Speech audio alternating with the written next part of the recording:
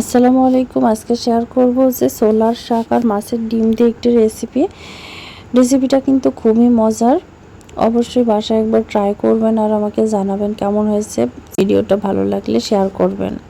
এখানে পেঁয়াজ, রসুন আর কাঁচামরিচ কেটে ফালি করে দিয়ে তেলের ভিতরে এখন এগুলো ভালো করে একটু ভেজে নিব।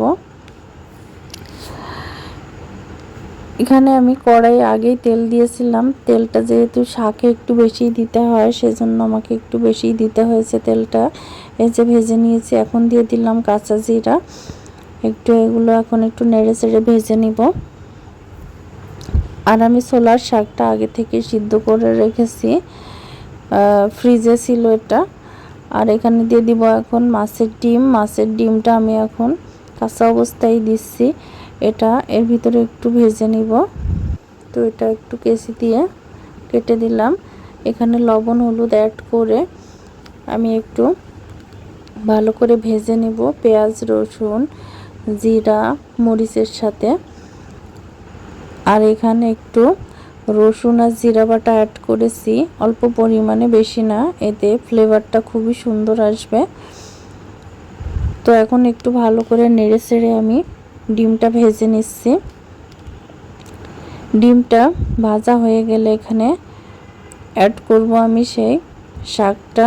তো শাকটা যেহেতু ছোলার শাক নিয়েছি, এখন ছোলার শাকের মৌসুম না, তারপরও আমি ছোলার শাকটা আগে থেকেই ডিপে রেখে দিয়েছিলাম, এখন সেটা ব্যবহার করছি। তো এখন এই যে সে শাকটা দিয়ে দিলাম। ছোলার শাক খেতে কিন্তু খুবই মজার। তো এমনিতেও যদি ভেজে খান তাহলেও ভালো লাগবে। তো এর ভিতরে এখন হলুদ লবণ দিয়ে দিব। তারপর আমি এটা মিশিয়ে নিলাম। এখন এই যে একটু নেড়ে চেড়ে কেমন হয়েছে দেখব। এটা কিন্তু যেহেতু ডিম দিয়ে রান্না করা, এটা কিন্তু খেতেও খুবই মজার। আর এমনিতে ছোলার শাক কিন্তু খুবই ভালো লাগে খেতে, সেটা ঘন্ট হোক, ভাজি কিংবা চচ্চড়ি যেটাই করেন না কেন খুবই ভালো লাগে। তো ডিম দিয়ে যখন আমি ভাজি করছি, তো এই ভাজিটা কিন্তু খুবই চমৎকার হয়েছে, তো খেতেও খুবই টেস্টি।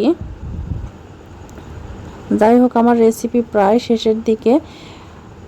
আর ভিডিওটা ভালো লাগলে সবাই ভালো থাকবেন এবং সুস্থ থাকবেন সাথে, আর আমার সাথেই থাকবেন, আমার ভিডিও দেখবেন। আল্লাহ হাফেজ।